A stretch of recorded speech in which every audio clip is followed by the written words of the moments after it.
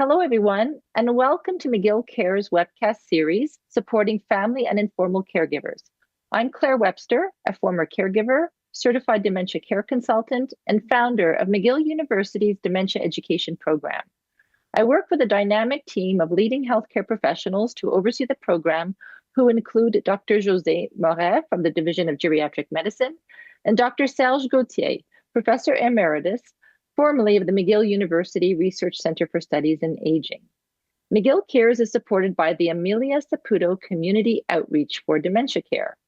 The McGill Dementia Education Program offers a comprehensive range of free resources to educate and support persons living with dementia, family and informal caregivers, healthcare professionals, medical students, and the public at large. One of our most important resources is the Dementia Companion Guide, which is available in 14 languages. You can download it for free, and some printed copies are available on Amazon. Proceeds go to support our program. And we've also recently launched a free online education program in English and French that has 10 modules. The content is really self-paced, and it includes expert advice, shared experience from participants, and solutions to the challenges of being a care partner for a person living with dementia. So I really encourage people to go and check that out, because again, it's free. So today I am very excited. The topic is Hope for the Best, Plan for the Rest, which is a roadmap for navigating some life-changing diagnoses. The book's authors are here with me. I have Dr. Hsien Seow and Dr. Sammy Winemaker, who have identified the 7 keys to unlock a better illness experience. They are with me today to discuss those keys and how to apply them to a diagnosis, not only of dementia, but of other healthcare conditions as well.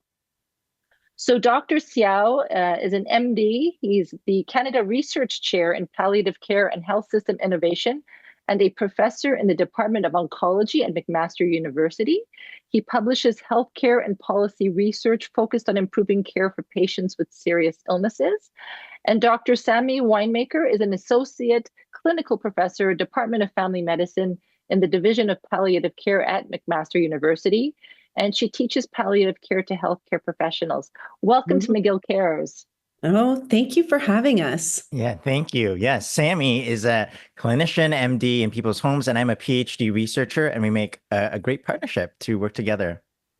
So maybe you can describe the work that you're doing, with families and patients, and not only what led you to write this book, but I really found out about you because of your amazing podcast called The Waiting Room. Mm-hmm.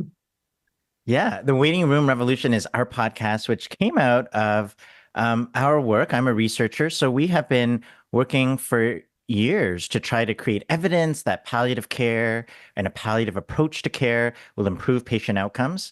Claire, I know you have been too, and we know that when we get information in the hands of patients and caregivers especially, they can make more informed choices. And we find people find resources like your guide or this whole palliative care world too late, and they're scared of the term. And I've been doing research and policy work to try to change that, but the needle was moving too slowly. And Sammy, how about you? Talk to me a bit about your work and what led you to be part of this amazing project.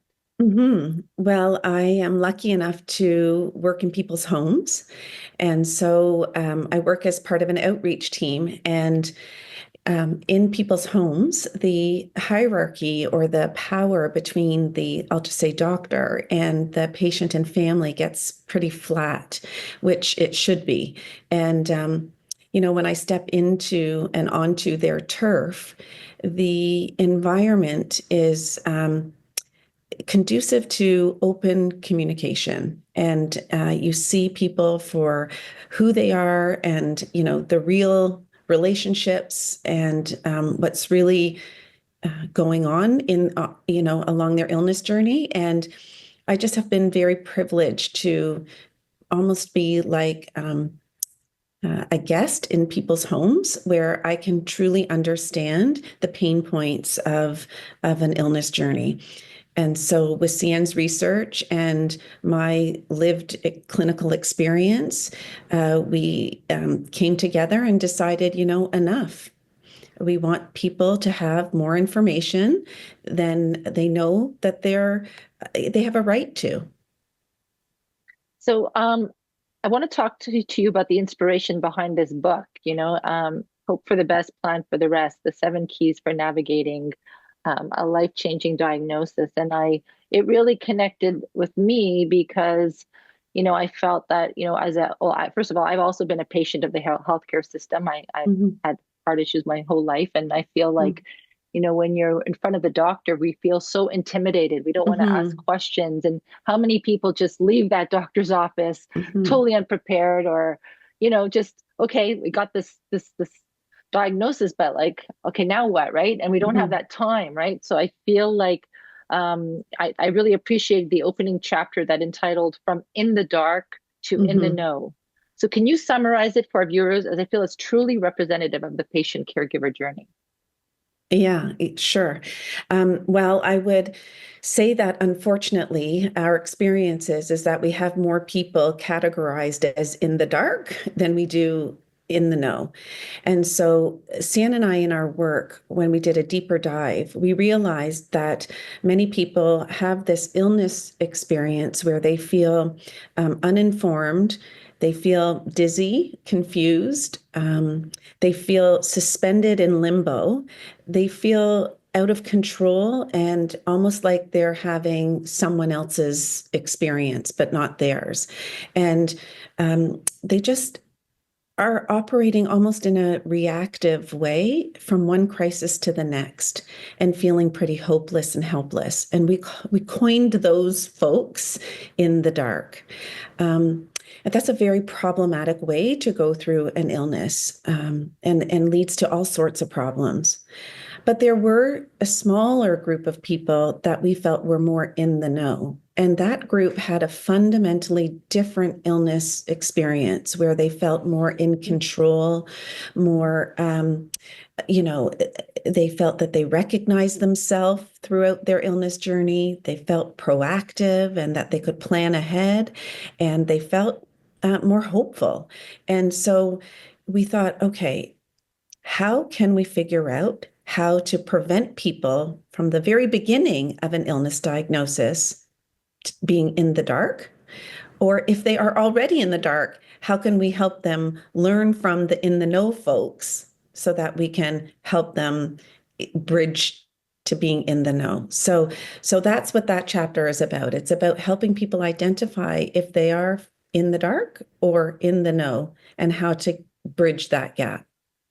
I feel it's so important as a patient or a caregiver. Like when I work with families, I always say to families, you always need to be one step ahead of your illness, like at all times, right? Exactly. And it really comes from being educated, right? So if you're dealing with dementia and the person is in the early stage, you have to really understand what the middle stage is going to look like, and hence what the late stage. And not only just because you want to be prepared for the symptoms, but you also want to be prepared to understand the resources in the community that will be there to support you, right?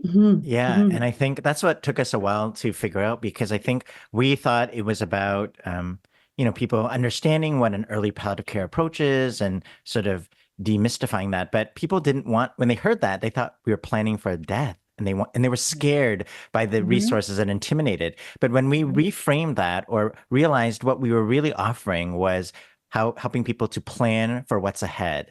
They wanted to actually do that. Nobody wanted to be caught off guard and unprepared. And even though it was scary, there could be hope. And so that's what we realized we could offer, is the actions that people who are in the healthcare system, in the know in a way, what we're doing to try to support people and try to offer that to people as early as they can, so they have the power. In a way, this is all about reclaiming power back, so that patients and families realize that they have a role in their experience. They can have more choice and control if they want. And the best way to do that is through information, not to be scared about it, but to educate themselves, and then to start thinking, if that happens to me, what can I do? So each key, there are 7 of them, and I'm going to have you go through them with us, is very uniquely entitled. Okay. So the first key is walk 2 roads. What does that mean? Well, I'll take this one because Sammy Hmm. is the her. She'll take the next one. But walk to Hmm. roads is this idea that you can hope for the best while also planning for the rest. And then we realize that is the title of our book because it is the most important key. People want to be as positive as they can. They want to maintain quality of life. They want to be the best they can be. That is what an early palliative care approach is, and Hmm. frankly, what we all want. But we can't also ignore that things might change. We can't not plan for the what ifs. And so we wanted people to know that they can do both, hoping for the best and planning for the rest. And in fact, when you do that, when you walk two roads, those together, you actually can increase your hope. You actually have uh, more sense of yourself, and you can appreciate the time that you have. So it's the most important key to unlocking that experience to know that there's more information and to take charge. Mhm. Hmm. It's almost like, I like to use the word acceptance, like when you get diagnosis, a lot of people are trying to get into, are kind of like that denial, right? But when you get to the acceptance, you can like start to move forward and seek Hmm. treatment, seek support. So it's almost like that initial, like you just said, walk two roads. Like you've got the diagnosis, but you've also got to figure out, okay, like let's plan now, right? So it's Hmm. it's really about that acceptance part. Hmm. Yeah, and recognizing that things will change over time, but Mhm. that doesn't mean it's inevitable or get too, if you want, how much time it is, but it's about knowing what those changes are going to mean for you and those around you. So the second one, zoom out. Hmm. Yes, so that's about learning that every illness has a roadmap or a footprint. Because so many people have had that particular illness, it is well understood for the most part. And so in a typical healthcare journey, a person and their family will get into the nitty-gritty and be pulled into the rabbit holes of test results or treatment options or side effects or, the day-to-day stuff, which is all very important. But sometimes that can blur this big picture. And so zooming out is helping people have the skills to get the information about what the illness looks like from 10,000 feet, which becomes their roadmap and their guide. So every illness that is progressive has an early, middle, late, and end stage. And so people have a right to know that so that they can gauge where they're at in the illness journey and what the next chapter is going to look like. And so we help people see the forest in addition to seeing the trees. So number three, know your style. Yeah, we realize that when people, and you kind of alluded to it, Claire, that when they get the diagnosis, they kind of are a bit shell shocked and they kind of give up control in a way or think that they don't have any control. And what we realized is the people who had a better experience really understood themselves well and brought forward the coping, how they have faced other challenges was going to play out. Maybe even in a heightened way when they faced a challenge like a life-changing diagnosis. And so, in a way, every experience was different because every person's how they face challenges and who they are is different. And we wanted people to recognize that, for example, if you're someone who avoids conflict, that was going to play out in your illness. If you're someone who really, needs support from, wants to talk it out, then you're going to need that in your illness and how you're going to manage it. And that really helps people around you, your inner crew, we call them, or your family or chosen family, to also Mhm. support you. So knowing your style was about recognizing that even though, uh, you know, your illness is something foreign to you, you can take more control by understanding, you know, how you've lived your life is going to play out in how you're going to face your illness. One of the biggest challenges with dementia, though, is it causes the other illness, which is anosognosia, that loss of Mhm. insight. Mhm. And it becomes very difficult for families because the family members, when I see know your style, I would say it's almost like know your style as a caregiver, because Mhm. Yes. oftentimes the person that has the Mhm. dementia symptoms is totally unaware. You have different personalities coming out of that person where they're like resisting, they're in denial, Mhm. they can't accept or they don't see themselves, right? So I Mhm. think that really know your style could be apply to really, as a care partner, how are you going to navigate this? Because oftentimes with the families that I work with, the patient is in total, like it's just a total loss of insight that anything is wrong. Yeah, we wrote the book for patients, but in many ways it's directly written for caregivers as well, because every single key applies to them. The more that everyone has information, the more powerful it will be. The information is power, that they can work together, especially in an illness like dementia. So the fourth key is called customize your order. Yeah. So that one is about learning what is most important to you as a person, as a unique individual, your values, what you aren't willing to trade off, and bringing that forward every time you interact with the healthcare system, and certainly every time you need to make a decision. It smells a little bit like advanced care planning, but it's more than that. It's not just when you're making a decision, it's how to prevent yourself from becoming a widget on the healthcare system conveyor belt and just becoming the same as everyone else. That if a patient and their family understand what's most important to them, that we teach them how to infuse that into every interaction so that they're more likely to feel that they're having a bespoke or curated illness experience that reflects who they are. Yeah, it's really about having those important conversations too as a family. When I work with families, I say, okay, have you had any conversations, like you say, about my healthcare wishes? Is there a power of attorney that's been appointed in case of incapacity? And many times, I would say 50% of the time, they're like, no, we never really had those conversations. And so, people often wait for a crisis to occur to start asking those questions and making those important healthcare and legal decisions, right? Yeah, So I really like that. Customize your order. Yeah, they want to avoid it, and they're sort of hoping for the best, but not planning for the rest. And I was I think what people think it's about, as much as it's about appointing a power of attorney, it's about what's important to the person. Because if you understand their values and how they've lived their life and really get a good sense of that, what's important to them, then if and when there's a decision to be made, they're preparing for future decision making. They don't need to have, had that specific conversation about this particular instance. They will be able to infuse that person's essence into whatever decision's coming. So number 5 is something that I'm extremely familiar with, and anticipate ripple effects. Well, that one, we talk about the ripple effect as that even though the person with the illness is sort of, at center stage, at the center of the care, they have a whole supporting cast really around them. Their illness has a ripple effect on everyone around them, especially those closest to them, say their family, their chosen family, will feel it the most. Their lives will be most impacted. And in a way, they have a parallel illness journey. Those around them, the caregivers, are on a parallel illness journey of what it's like to be the caregiver. And caregiving is really a diagnosis in and of itself. We think of it that way.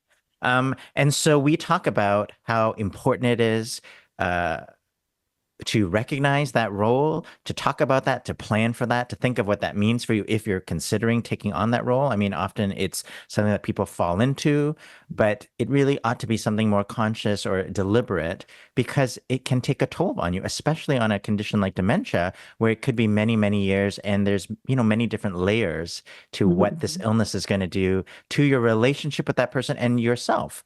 So really, the whole book could have been about, being a caregiver, but it's, and there's so many other books about how important this is, but ripple effects is just recognizing that you're not in it alone. We should think about this as a group, as a team. We should all get as much information and start to plan proactively to support each other, because there's not just one person who's affected. Connect the dots is the next one. So connect the dots is calling out right from the get-go that the system isn't perfectly coordinated. And I don't think anyone is surprised by that. And no fairy navigator or coordinator is going to fall into the laps of a patient and family. And so necessarily a patient or family have to do a lot of the connecting. They end up being the carrier pigeons between care settings and through transitions, and become very important, again, informants of how the person is doing at home and how they're doing at home, because that's where they're spending most of their time. So it's about saying, can we find someone in your crew, in your ecosystem, that has the qualities that will almost be managerial like or coordinator like, and how to identify that person or those people so that you feel like you have more control throughout your illness. And there's a lot of connecting the dots. I find, like, when I finish my consulting work with families, they all leave with homework, right? So Yeah. I say to them, okay, your number one priority is to become as educated as possible on the illness. Yes. Then you need to request, if they need support from the healthcare system, they've got to get in touch with the doctor, and they've got to get the forms to meet with the social workers, and they've got to start doing their research on if they need long-term care or home care support. And like you said, it becomes very managerial, right? Yeah. And they say, my gosh, like, wow, this is a lot of work. And I'm like, well, because that I feel as the person is no longer able to represent themselves, the patient, whether that be, any because of mental illness or physical illness, we become the advocate, right? That's our role, is to be their voice. And so it is a lot of connecting the dots and seeing what are the resources that we could get. And sometimes people will say, well, that's so unfair. Like, why should we be, expected to do X, Y, and Z? The healthcare system should be doing that. And regardless, this is the reality. And so we need to not sugarcoat things and make it very clear that, a family that is passive and just waiting for things to fall into place is going to run into trouble. So it's about just labeling it for what it is, and let's do that early so that we can be proactive. So number 7, invite yourself. Yeah, I mean, invite yourself is really the key. That, what Sammy just said, don't be passive, try to be more gently fierce, we say, or respectfully assertive, because if you're sort of no news is good news, you're set up for being caught off guard when you've given up, in a way, your power to take the lead and be as proactive as you can. So we want people to know they can invite themselves to the conversation, ask questions that are important to them, share information that they have that they're seeing as the person living there, as the primary caregiver, because they're the first responders. And so we want them to feel empowered, that it's their life, and that they have some agency to, in a way, take the lead if they want to move to the front seat of their illness journey and take charge. It's so important. People who do that tend to have a better experience. They tend to be more in control and be more in the know. And so we didn't want people to feel that the health system always knew what was best for them. Patients and families know what is best for them. And that was what you're saying. It's not, it is a new role to be an advocate, but if you don't do that, you are going to get generic, standardized care. Sometimes that is exactly what you need, but many times it's not. So the last 2 chapters focus on what I think what you referred to at the beginning of our interview is kind of like the scarier part, right? So they focus on when time is running out and demystifying dying. So what would the 2 of you like to share with our viewers about that? Yeah, I think the number one lesson that I have learned in my career has been that people conjure up the most catastrophic, dramatic ideas about what dying is going to look like. That's fed by the media and by Hollywood, and people fear dying and avoid the topic so much that it actually contributes to their anxiety and their worries and amplifies symptoms and starts steering their decisions, almost like fake news. So in my career, I realized that when people actually know that dying is a part of the human experience, that every single one of our bodies is programmed at some point to be triggered to enter into this phase, this chapter, which isn't just a point in time. It's not just death. Dying happens over a period of time, and our bodies know how to do that. And if we are unaware of that, uneducated about that, then all we do is fret about it. And that amplifies suffering.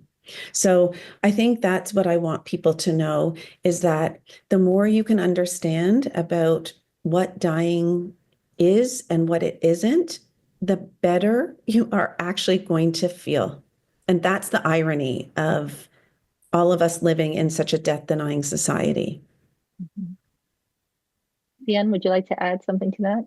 No, I just think it's working alongside Sammy and hearing her stories. I mean, I think the thing we hear most is that people have regret. They're like, I wish I had known that sooner. Not just in the last weeks and days when they might meet someone from a quote unquote palliative care team, but through the whole journey. And I think it's not fair that people don't realize that they've entered into this chapter of time, and everything that's happening, these natural things that are happening, our bodies are designed to shut down and slow down. They think these are crises, but they're really part of our body's way of doing this. And it's really when the medical system tries to over intervene in a way at some times, that things get more complicated. But I just think it's the right, if we would have less grief and potentially, and I think it would just be more normalized that this is a part of living, and there can be beauty in that understanding, and to use that time well, not to lose someone. Of course, that's sad, but in the recognition that everyone's time is short, and therefore what is important to say and do while we have the chance. So I just think there are so many people who don't realize they've entered into that precious time and are caught off guard, and then suddenly realize, oh, I missed the chance to say those things. And so that's what, on a personal level, I feel like the human part of it, that I really, I hear those stories, and that's that part of the work that's so important. In addition to this, go ahead. I was thinking about dementia specifically. I mean, understanding what dying and how when someone with dementia enters into that phase, it can help people understand, why the person's not eating and being able to swallow, and why they're sleeping more, and why they're not as mobile, and why they're not as communicative, and why we don't, give everyone a feeding tube. I mean, so this kind of information about what does dying look like with this particular illness is very powerful and can help settle the suffering of the people watching around the bedside.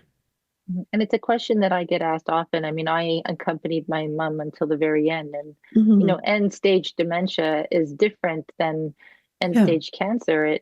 End stage dementia could begin 3 years before the person passes away. So it's important to understand, again, being one step ahead, and what does it look like, and how do we prepare, and how do we make those decisions when that time comes?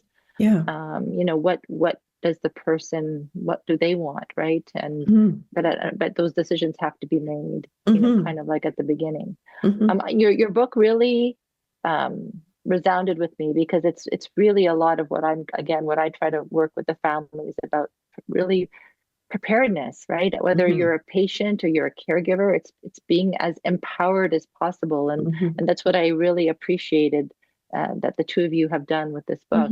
Can you please just tell us also a little bit about your podcast, The Waiting Room Revolution?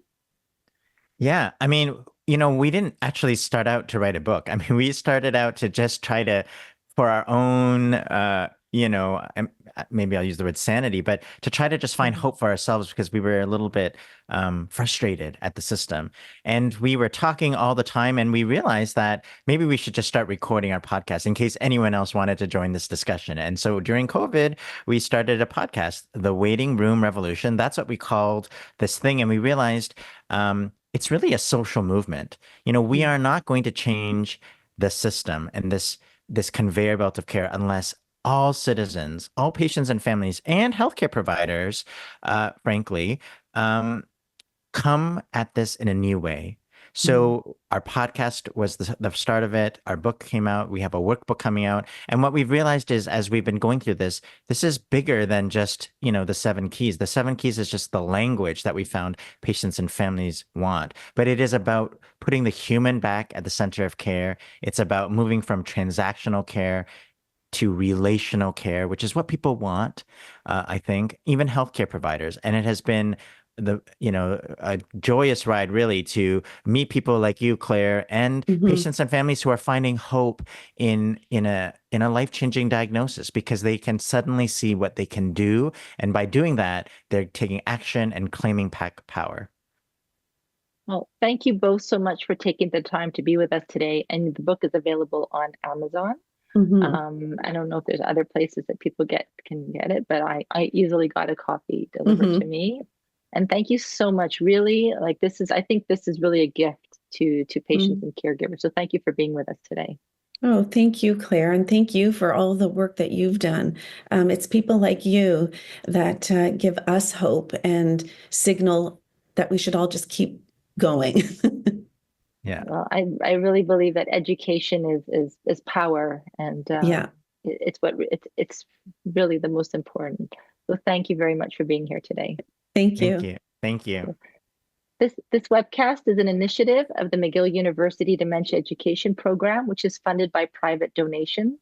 If you would like to make a contribution to our program or for more information about all of our free resources, please visit us at mcgill.ca/dementia. And please subscribe to our mailing list so that you can be notified of upcoming initiatives, webcasts, and all kinds of other interesting initiatives that we are doing. So thank you for watching.